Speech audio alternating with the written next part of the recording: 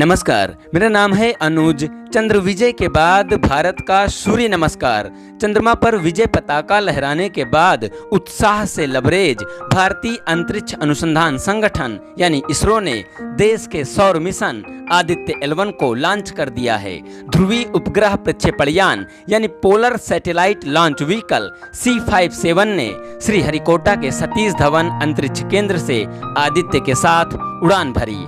ध्रुवीय उपग्रह प्रक्षेपण यानी PSLV C57 ने श्रीहरिकोटा के सतीश धवन अंतरिक्ष केंद्र से आदित्य के साथ उड़ान भरी। आदित्य L1 मिशन के तहत इसरो वेधशाला भेज रहा है जो सूर्य का अध्ययन करेगा।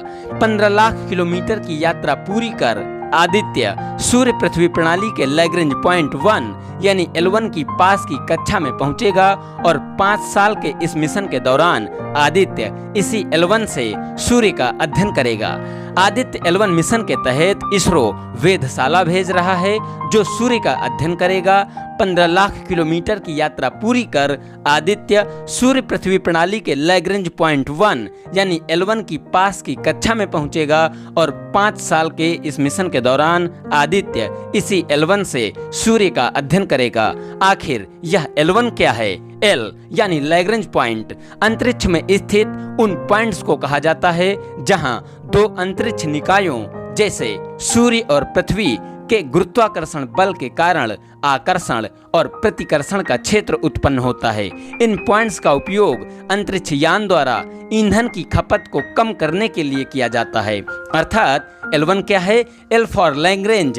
लैग्रेंज अंतरिक्ष में स्थित उन पॉइंट्स को कहा जाता है जहां दो अंतरिक्ष निकायों जैसे सूर्य और पृथ्वी के गुरुत्वाकर्षण बल के कारण आकर्षण और प्रतिकर्षण का क्षेत्र उत्पन्न होता है।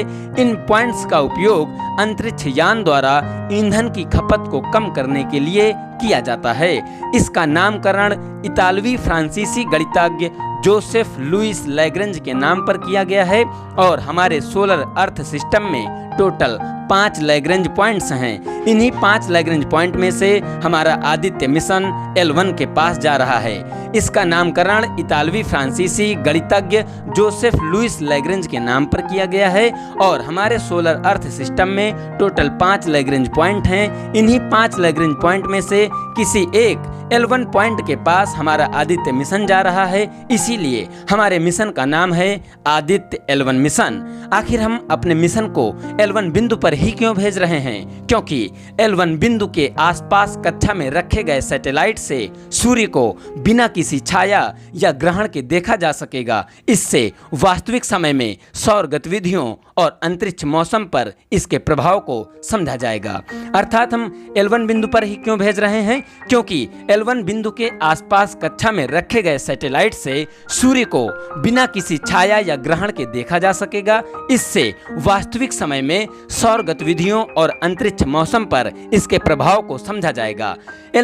आदित्य L1 मिशन में टोटल 7 पेलोड यानी उपकरण लगाए गए हैं। जो हमारा आदित्य L1 मिशन है उसमें टोटल 7 पेलोड यानी उपकरण लगाए गए हैं जो सूर्य का अध्ययन करेंगे। L1 का उपयोग करते हुए 4 पेलोड यानी उपकरण सीधे सूर्य की ओर होंगे, जबकि शेष 3 पेलोड इसी L1 पर ही क्षेत्रों का अध्ययन करेंगे। अर्थात आदित्य L1 मिशन में 7 पेलोड यानी उपकरण लगाए गए हैं जो सूर्य का अध्ययन करेंगे और L1 का उपयोग करते हुए 4 पेलोड यानी उपकरण सीधे सूर्य की ओर होंगे, जबकि 3 पेलोड इसी L1 बिंदु पर ही क्षेत्रों का अध्ययन करेंगे। आखिर आदित्य मिशन L1 तक कैसे पहुंचेगा?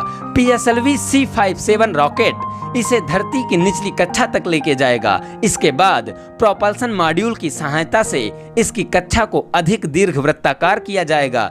चरणबद्ध तरीके से कक्षा बदलते हुए आदित्य L1 को लैग्रेंज पॉइंट की तरफ पृथ्वी के गुरुत्वाकर्षण क्षेत्र से बाहर पहुंचाया जाएगा। पृथ्वी के गुरुत्वाकर्षण क्षेत्र से बाहर निकालने के बाद आदित्य L1 का क्रूज चरण शुरू होगा, जिसके बाद यह L1 के चारों ओर की कक्षा में प्रवेश करेगा। अर्थात PSLV C57 रॉकेट जो है वह आदित्य L1 को धरती की निचली कक्षा तक लेकर जाएगा। इसके बाद प्रोपल्शन मॉड्यूल की सहायता से इसकी कक्षा को अधिक दीर्घवृत्ताकार किया जाएगा।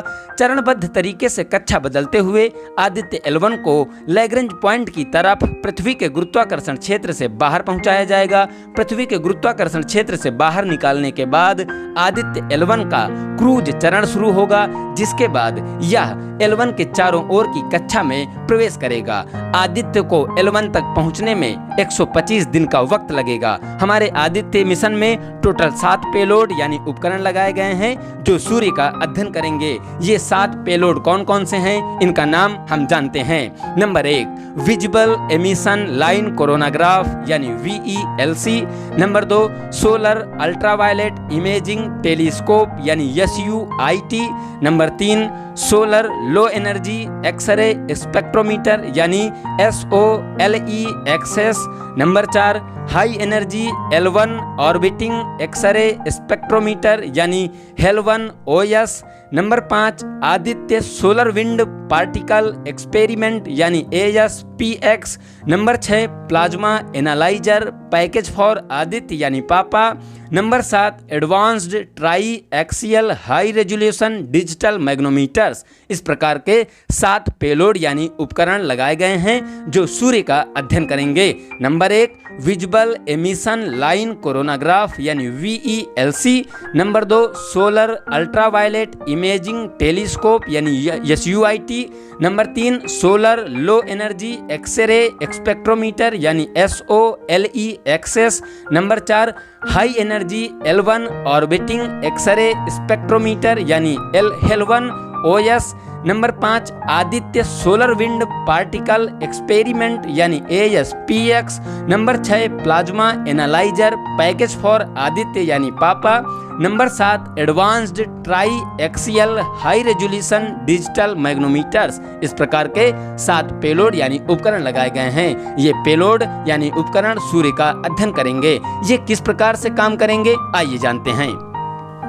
ये पेलोड विद्युत चुंबकीय और चुंबकीय क्षेत्र डिटेक्टर का उपयोग करके फोटोस्फीयर यानी प्रकाश मंडल, क्रोमोस्फीयर यानी कोरोना और प्रकाश मंडल के बीच की परत और सूर्य की सबसे बाहरी परत यानी कोरोना का अध्ययन करने में मदद करेंगे। ये पेलोड कैसे काम करेंगे?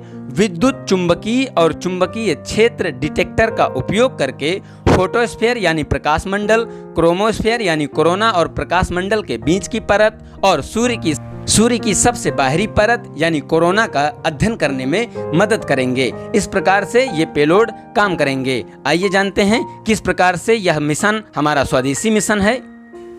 आदित्य L1 राष्ट्रीय संस्थानों की भागीदारी वाला पूरी तरह से स्वदेशी प्रयास है।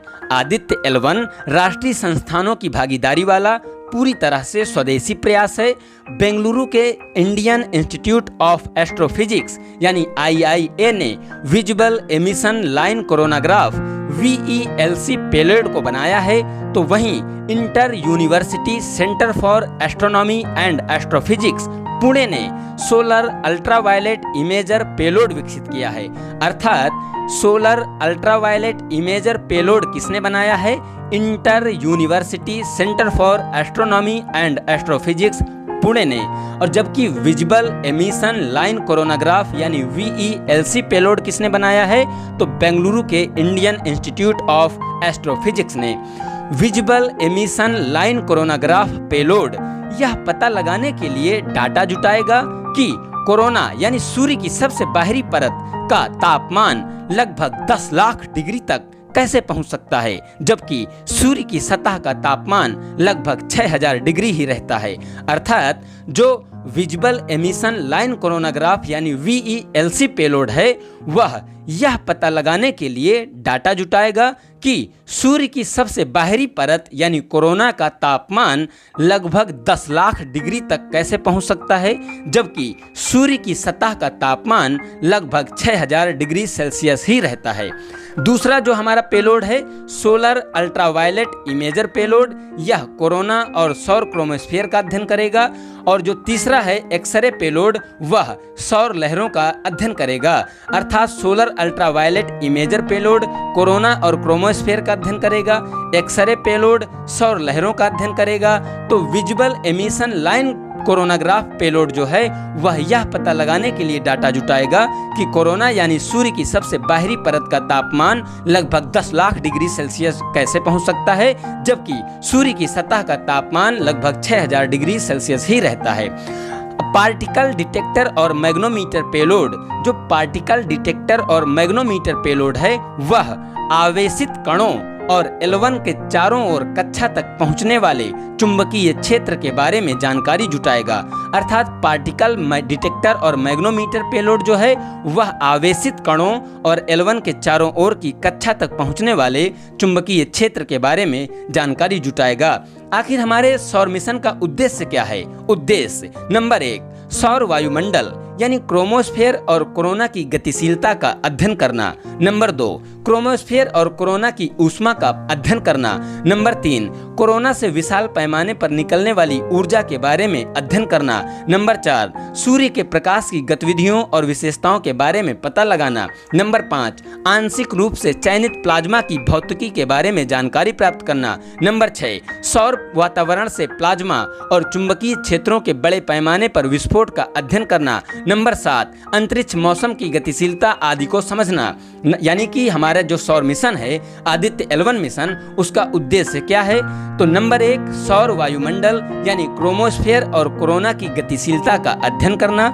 नंबर 2, क्रोमोस्फेयर और कोरोना की ऊष्मा का पता लगाना।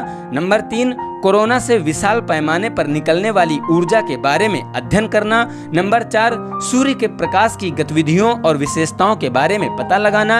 नंबर 5, आंशिक रूप से चयनित प्लाज्मा की भौतिकी के बारे में जानकारी प्राप्त करना।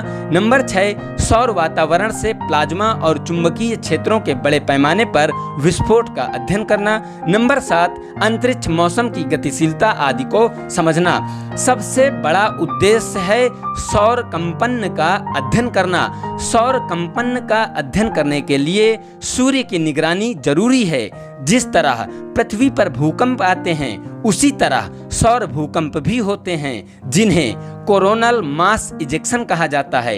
अर्थात जिस तरह पृथ्वी पर भूकंप आते हैं उसी तरह सौर भूकंप भी आते हैं, जिन्हें कोरोनल मास इजेक्शन कहा जाता है। सौर भूकंप यानी कोरोनल मास इजेक्शन पृथ्वी के भूचुंबकीय क्षेत्रों को बदल सकते हैं। कभी कभी ये उपग्रहों को नुकसान पहुंचाते हैं।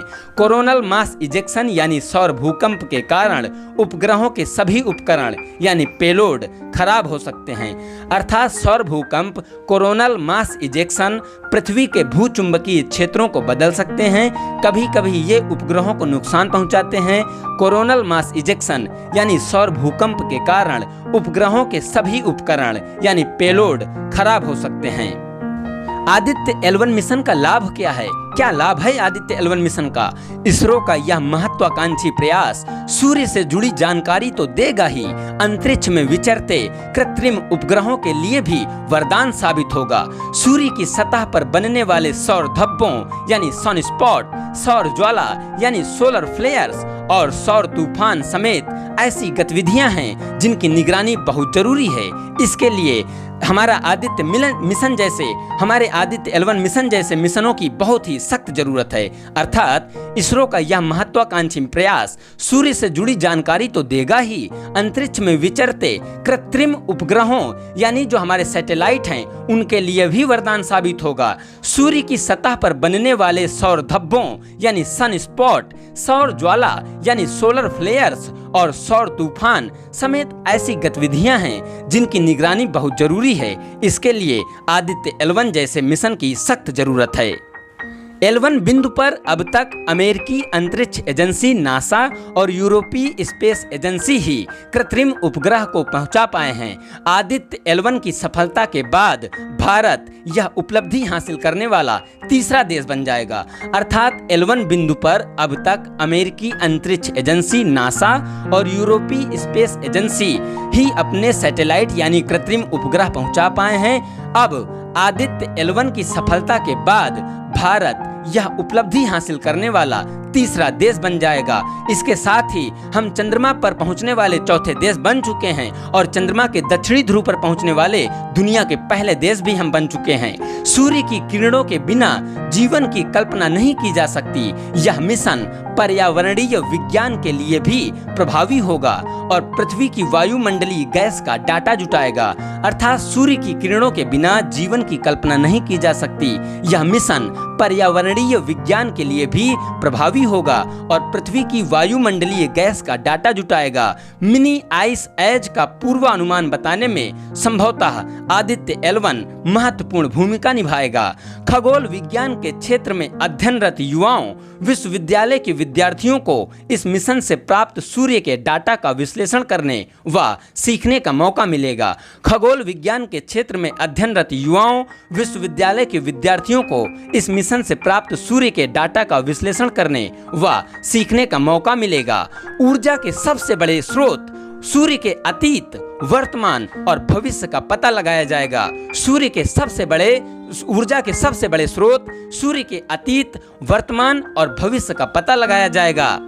यही नहीं, विजिबल एमिशन लाइन कोरोनाग्राफ यानी VELC पेलोड ग्राउंड स्टेशन पर 5 साल तक प्रतिदिन 1440 तस्वीरें भेजेगा।